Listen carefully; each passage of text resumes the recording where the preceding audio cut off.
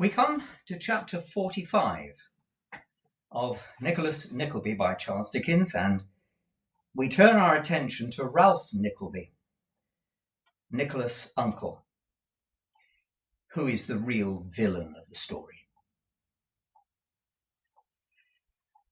Ralph has only two passions in life: making money by entrapping foolish people and lending them money at exorbitant rates of interest, so that eventually they're ruined by his greed and their own stupidity,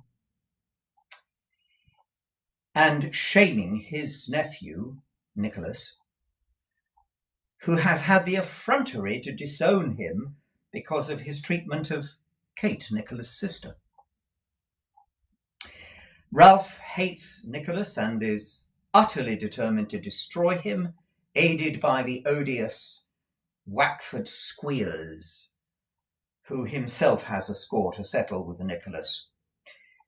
Nicholas has rescued a poor helpless orphan called Smike from Squeers' boarding school in Yorkshire, and in spite of Squeers managing to recapture the boy, a friend of Nicholas called John Browdie has helped him to escape for the second time and return to Nicholas' protection.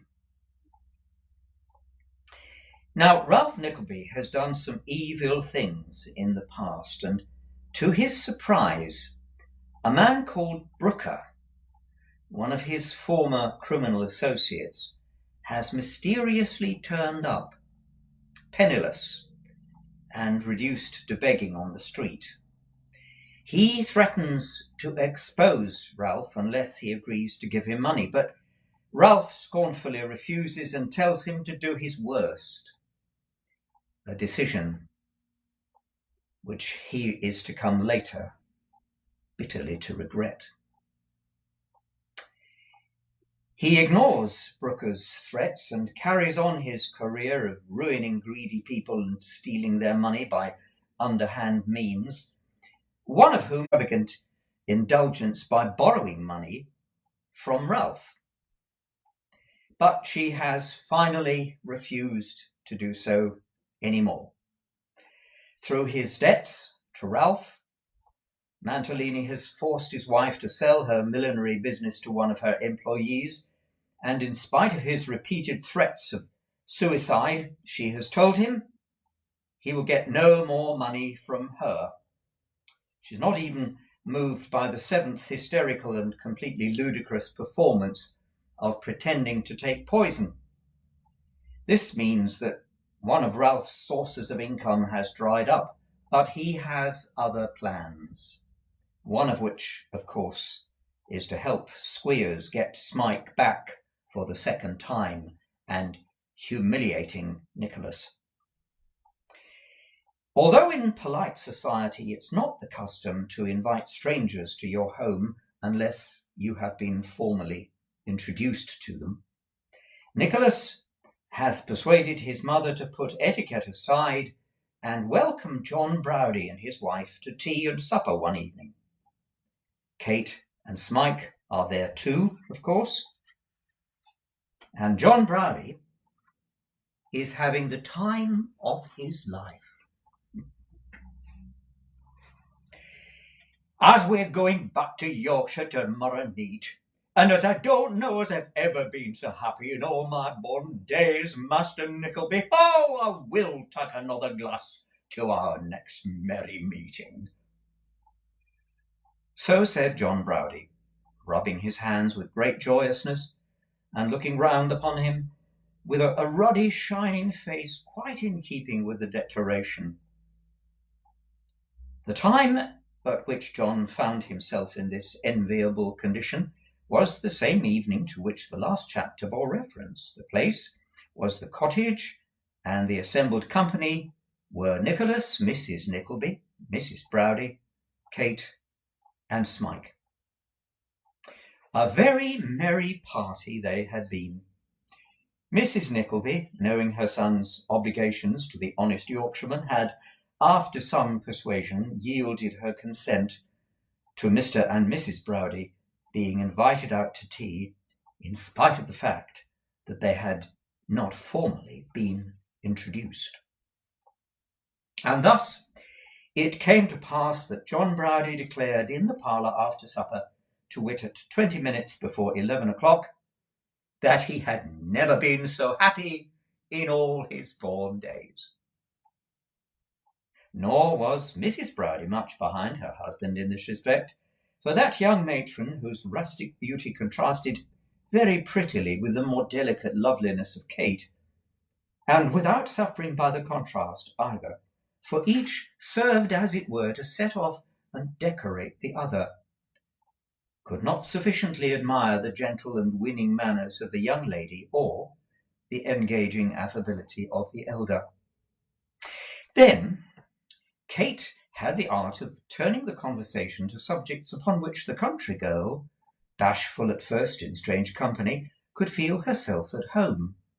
And if Mrs. Nickleby was not quite so felicitous at times in the selection of topics of discourse, or if she did seem, as Mrs. Browdie expressed it, rather high in her notions, still nothing could be kinder, and that she took the very long lectures on housewifery with which she was so obliging as to entertain Mrs. Browdie's private ear, which were illustrated by various references to the domestic economy of the cottage, in which, those duties falling exclusively upon Kate, the good lady had about as much share, either in theory or practice, as any one of the statues of the 12 apostles which embellish the exterior of St. Paul's Cathedral. "Mr. Browdie," said Kate, addressing his young wife, "is the best-humoured, the kindest, the heartiest creature I ever saw.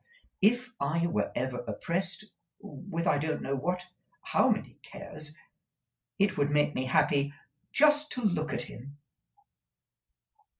"He does seem, indeed, upon my word, a most excellent creature, Kate," said Mrs. Nickleby, "most excellent. And I am sure that at all times it will give me pleasure, real pleasure, to have you, Mrs. Browdie, to see me in plain and homely manner. We make no display," said Mrs. Nickleby, with an air which seemed to insinuate that they could make a vast deal of it if they were so disposed. "No fuss, no preparation. I won't allow it. I said, Kate, my dear, you will only make Mrs. Browdie feel uncomfortable, and how very foolish and inconsiderate that would be."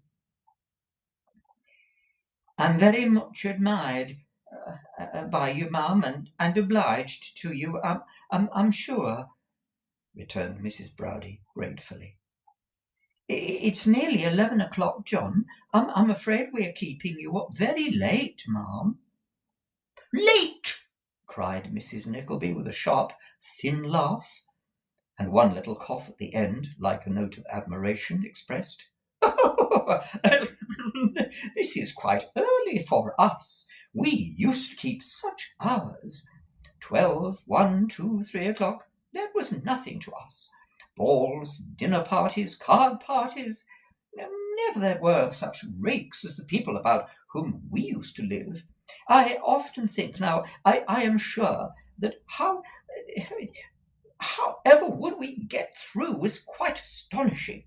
And that is just the evil of having a large connection and being a great deal sought after, which we were.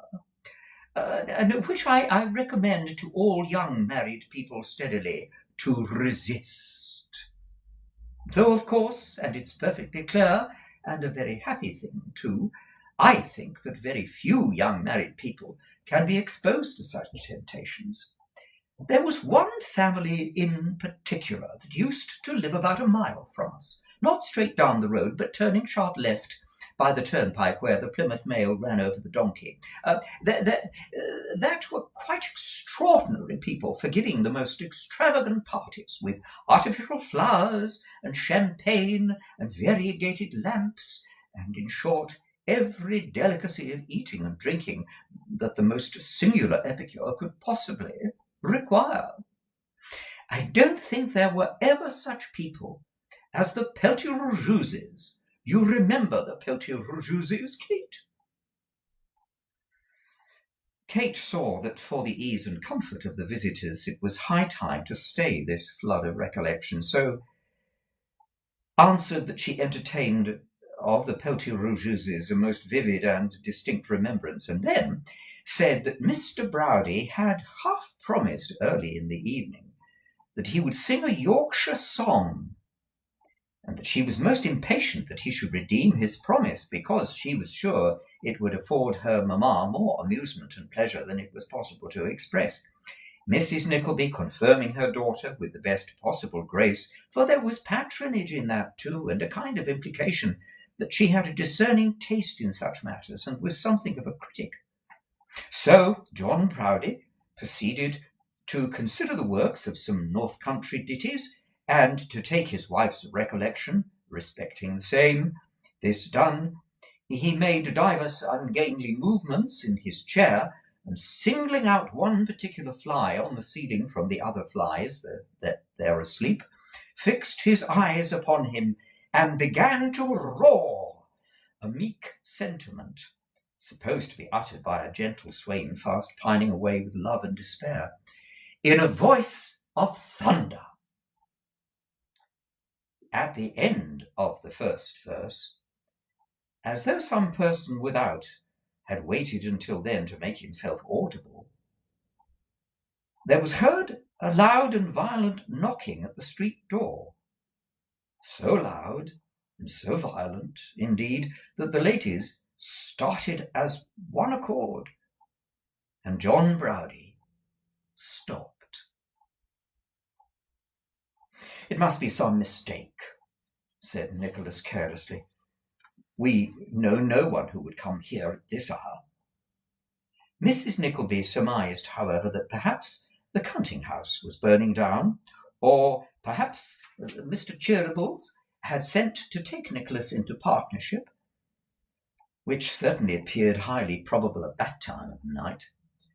Or perhaps Mr. Linkinwater had run away with the property, or perhaps Miss La Creevy was taken ill, or perhaps— But a hasty exclamation from Kate stopped her abruptly in her conjectures, and Ralph Nickleby walked into the room.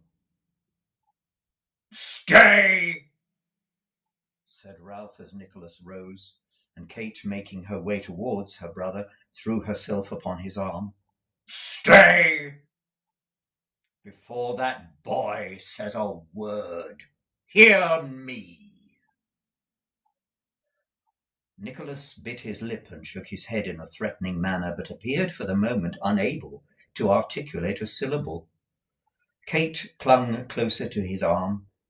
Smike retreated behind them, and John Browdie, who had heard of Ralph, and appeared to have no great difficulty in recognizing him, stepped between the old man and his young friend, as if with the intention of preventing either of them from advancing a step further.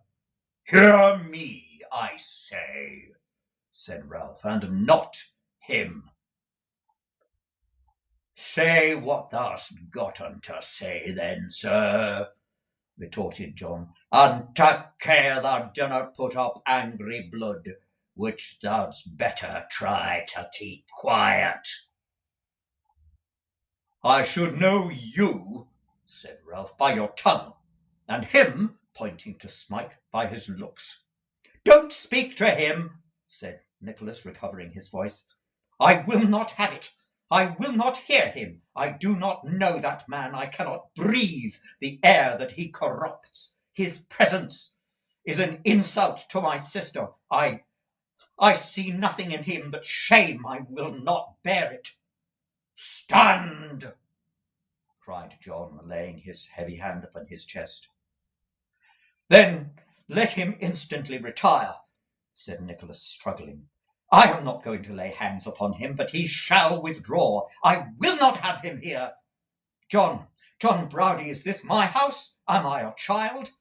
If he stands there," cried Nicholas, burning with fury, "looking so calmly upon those who know his black and dastardly heart, he'll drive me mad."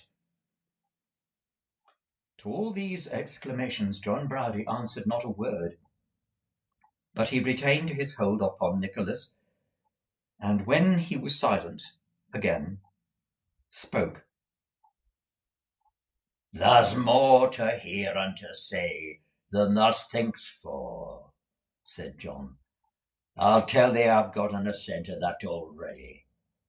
Well, what be that shadow outside the door there? Ho, ho! 'Tis the schoolmaster himself. Oh, dunnot be shamed, schoolmaster. No, old gentleman, let's have thee in. Ho, ho, ho! Come in, schoolmaster, if thou durst." Hearing this adjuration, Mr. Squeers, who had been lingering in the passage until such time as it should be expedient for him to enter and he could appear with effect, was fain to present himself in a somewhat undignified and sneaking way. At which John Browdie laughed with such keen and heartfelt delight that even Kate, in all the pain and anxiety and surprise of the scene, and through her tears, felt a disposition to join him. "Have you done enjoying yourself, sir?" said Ralph at length. "Oh, pretty nigh for the present time, sir," replied John. "I can wait," said Ralph. "Take your time, pray." Ralph waited until there was perfect silence, and then, turning to Mrs. Nickleby, but directing an eager glance at Kate, as if more anxious to watch the effect of his words upon her, said, "Now, ma'am, listen to me. I don't imagine that you were a party to a very fine tirade of words sent to me by that boy of yours, because I don't believe that under his control you have the slightest will of your own, or that your advice, your opinion, your wants, your wishes, anything which in nature and reason, or what of that use is your great experience, ought to weigh with him, but has the slightest influence or weight whatsoever, or is taken for one moment into account." Mrs. Nickleby shook her head and sighed, as if there were a good deal in that, certainly. "For this reason," resumed Ralph, "I address myself to you, ma'am. For this reason, partly, and partly because I do not wish to be disgraced by the acts of a vicious stripling, whom I was obliged to disown, and who afterwards in his boyish majesty feigns to disown me, I present myself here tonight. I have another motive in coming, a motive of humanity. I come here," said Ralph, looking round with a biting and triumphant smile, and gloating and dwelling upon the words as if he were loath to lose the pleasure of saying them, "I come here to restore a parent his child. Aye, sir," he continued, bending eagerly forward and addressing Nicholas as he marked the change in his countenance, "to restore a parent his child, his son, sir, trapanned, waylaid, and guarded at every turn by you, with the base design of robbing him some day of any little wretched pittance of which he might become possessed. In that you know you lie," said Nicholas proudly. "In this I know I speak the truth. I have his father here," retorted Ralph. "Here," sneered Squeers, stepping forward. "Do you hear that?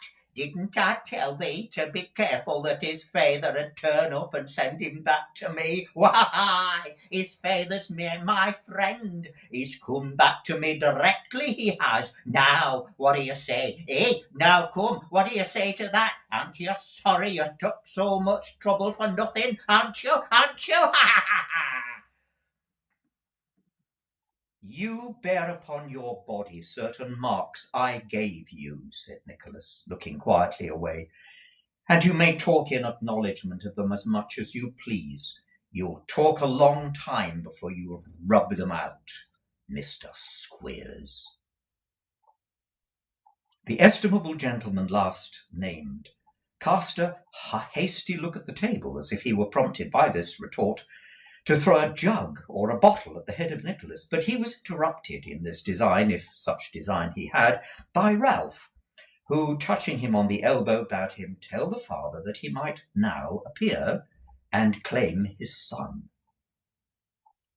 This being purely a labour of love, Mr. Squeers readily complied, and leaving the room for the purpose, almost immediately returned, supporting a sleek personage with an oily face, who, bursting from him and giving to view the form and face of Mr. Snawley, made straight up to Smike, and tucking the poor fellow's head under his arm in a most uncouth and awkward embrace, elevated his broad-brimmed hat at arm's length in the air as a token of devout thanksgiving, exclaiming meanwhile, "How little did I think of this joyful meeting when I saw him at last! Oh, how little did I think!" "Be composed, sir," said Ralph, with a gruff expression of sympathy. "You've got him now." "Yes, got him. Oh, haven't I got him, haven't I, though? Oh!" cried Mr. Snawley, scarcely able to believe it. "Yes, here he is, flesh and blood, flesh and blood." "Very little flesh," said John Browdie. Mr. Snawley was much too occupied by his parental feelings to notice this remark, and to assure himself more completely of the restoration of his child, tucked his head under his arm again and kept it there. "What was it," said Snawley, "that made me take such strong interest in him?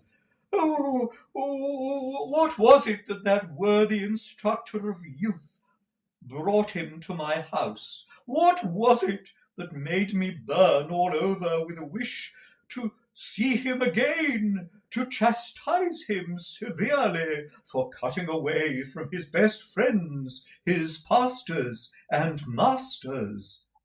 "It was parental instinct, sir, that's what it was," observed Squeers. "Ah, that's what it was, sir," rejoined Snawley. "The elevated feeling, the feeling of the ancient Romans and Grecians, and of the beasts of the field and the birds of the air, without exception, merely not mentioning rabbits and tomcats, which sometimes devour their offspring. My heart yearned towards him. I don't know what I couldn't have done in the anger of a father." "It only shows what nature is, sir," said Mr. Squeers. "She's a Ruminy's nature." "She is a holy thing, sir," remarked Snawley.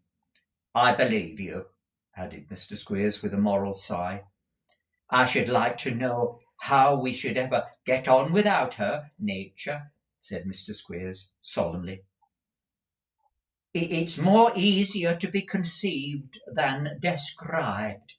One might even say, oh, what a blessed thing it is, sir, to be in a state of nature." Pending this philosophical discourse, the bystanders had been quite stupefied with amazement, while Nicholas had looked keenly from Snawley to Squeers and from Squeers to Ralph, divided between his feelings of disgust, doubt, and surprise. At this juncture, Smike, escaping from his father, fled to Nicholas and implored him in the most moving terms never to give him up, but to let him live and die beside him. "If you are this boy's father," said Nicholas, "look at the wreck he is, and tell me that you purpose to send him back to that loathsome den from which I brought him." "Scandal again!" cried Squeers. "Recollect, you aren't worth powder and shot, but I'll be even with you one day or another." "Stop!" interposed Ralph, as Snawley was about to speak. "Let us cut the matter short, and not bandy words with harebrained profligates. This is your son, sir, as you can prove. And you, Mr. Squeers, you know this boy to be the same as the one who was with you for so many years under the name of Smike, do you?" "Do I?" returned Squeers. "Don't I?" Good, said Ralph. A very few words will be sufficient here. You had a son by your first wife, Mr. Smalley? I had, replied that person, and there he stands. We shall show that presently, said Ralph. You and your wife were separated, and she had a boy to live with her when he was a year old. You received a communication from her when you lived apart for a year or two that the boy was dead, and you believed it? Of course I did, returned Snawley. Oh, the joy! Be rational, sir, pray, said Ralph. This is business, and transports interfere with it. This wife died a year ago and a half, or thereabouts, not more, in some obscure place where she had become a housekeeper in a family. Is that not the case? That is the case, replied Snawley. Having written on her deathbed a letter of confession to you about this very boy, which, as it was not directed otherwise than in your name, only reached you, and that by a circuitous course, a few days since.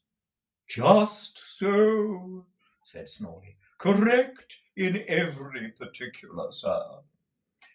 And in this confession, resumed Ralph, is to the effect that his death was an invention of hers to wound you, and was a part of a system of annoyance, in short, which you seem to have adopted towards each other, that the boy lived, but was of weak, imperfect intellect.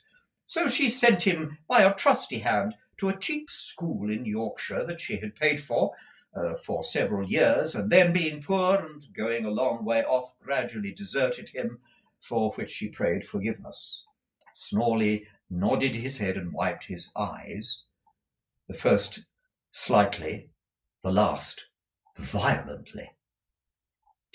The school was Mr. Squeers, continued Ralph. The boy was left there in the name of Smike. Every description was fully given, dates tally with Mr. Squeers' books. Mr. Squeers is lodging with you at this time, and you have 2 other boys at his school. You communicated the whole discovery to him. He brought you to me as the person who had recommended to him the kidnapper of this child, and I brought you here. Is that so? You talk like a good book, sir, that's got nothing inside it but what's the truth, retorted Snawley. This is your pocket-book, said Ralph, producing one from his coat. The certificates of your first marriage and of your boy's birth and your wife's 2 letters and every other paper that can support these statements directly or by implication. They are here, are they? Every one of them, sir. And you don't object to their being looked at here, so that these people may be convinced of your power to substantiate your claim at once in law and reason, and you may resume your control over your son without more delay. Do I understand you? I couldn't have understood myself better. There, then, said Ralph, tossing the pocket-book upon the table. Let them see them if they like, and as those are the original papers, I should recommend you to stand near while they are being examined, or you may chance to lose some. With these words, Ralph sat down unbidden, and compressing his lips, which were for the moment slightly parted in what amounted to a smile, folded his arms and looked for the first time at his nephew. Nicholas, stung by the concluding taunt, darted an indignant glance at him, but commanding himself as well as he could, entered upon a close examination of the documents which John Browdie assisted. There was nothing about them which could be called in question. The certificates were regularly signed as extracts from the parish books. The first letter had a genuine appearance of having been written and preserved some years. The handwriting of the second tallied with it exactly, making proper allowance for its having been written by a person in extremity. And there were several other corroboratory scraps of entries and memoranda which it was equally difficult to question. Dear Nicholas, whispered Kate, who had been for some time looking anxiously over his shoulder, can this really be the case? Is this statement true? I fear it is, answered Nicholas. What say you, John? John scratched his head and shook it, but said nothing at all. You will observe, ma'am, said Ralph, addressing himself to Mrs. Nickleby, that this boy being a minor and not of strong mind, we might have come here to-night, armed with the powers of the law and backed up by a troop of its myrmidons. I should have done so, ma'am, unquestionably, but for my regard for the feelings of yourself and your daughter. You've shown your regard for her feelings well, said Nicholas, drawing his sister towards him. Thank you, said Ralph. Your praise, sir, is commendable. Well, said Squeers, what's to be done? Them hackney coaches will catch cold if we don't think of moving. There's one of them sneezing now as if he blows the street door right open. What's the order of the day? Is Master Snawley to come along with us? No, no, no, cried Smike, drawing back and clinging to Nicholas. No, no, pray no, I will not go with him. I will not. No, no. This is a cruel thing, said Snawley, looking to his friends for support. Do parents bring children into the world for this? Do parents bring children into the world for that? Said John Browdie, bluntly pointing as he spoke to Squeers. Never you mind, retorted that gentleman, tapping his nose derisively. Never I mind, said John. No, nor never nobody mind, says thou, schoolmaster. It's nobody minding that keeps men like thee afloat. Now then, wast thou best coming on to me? Dang it, wast thou coming on to me, man? Suiting the action to the word, John Browdie just jerked his elbow into the chest of Mr. Squeers, who was advancing upon Smike, with so much dexterity that the schoolmaster reeled and staggered back upon Ralph Nickleby, who, being unable to recover his balance, knocked that gentleman off his chair and stumbled heavily upon him.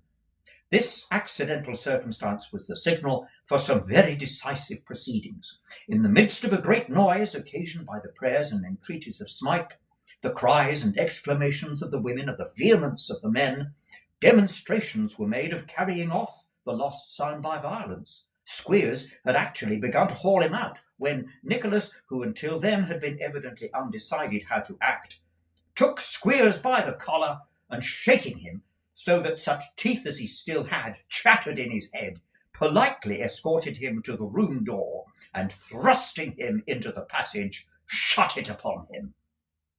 Now, said Nicholas to the other two, have the kindness to follow your friend. I want my son, said Snawley. Your son, replied Nicholas, chooses for himself. He chooses to remain here, and remain here he shall. You won't give him up? asked Snawley.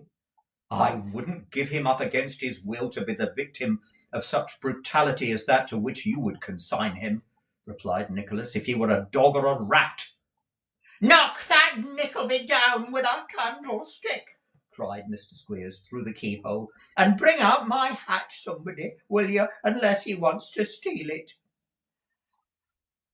I am very, very sorry indeed, said Mrs. Nickleby, who with Mrs. Browdie had stood crying and biting her fingers in the corner, while Kate, very pale but perfectly quiet, had kept as near to her brother as she possibly could.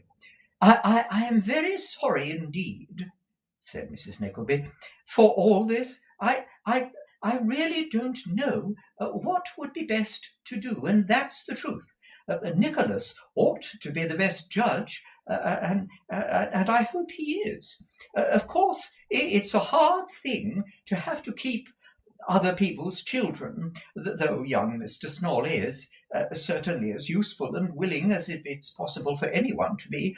But if if it could be settled in a friendly manner, if old Mr. Snawley, for instance, would settle to pay something certain for his board and lodging, and some fair arrangement was come to, so that we undertook to have fish twice a week and a pudding twice, or a dumpling, or something of that sort, I do think that it might be a very satisfactory and pleasant compromise for all parties.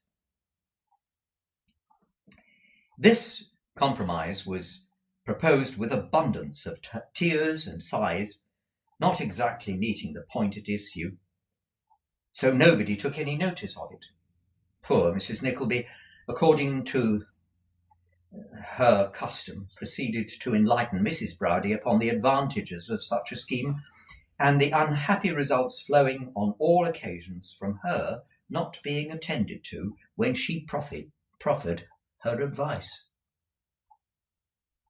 "You, sir," said Smalley, addressing the terrified Smike, "you are an unnatural, ungrateful, unlovable boy.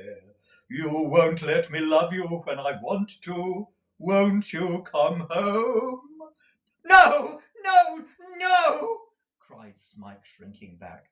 "He never loved anybody," bawled Squeers through the keyhole. "He never loved me. He never loved Wackford, who is next door but one to a cherubim. How can you expect him to love his father? He'll never love his father, he won't. He don't know what it is to have a father. He don't understand. It ain't in him."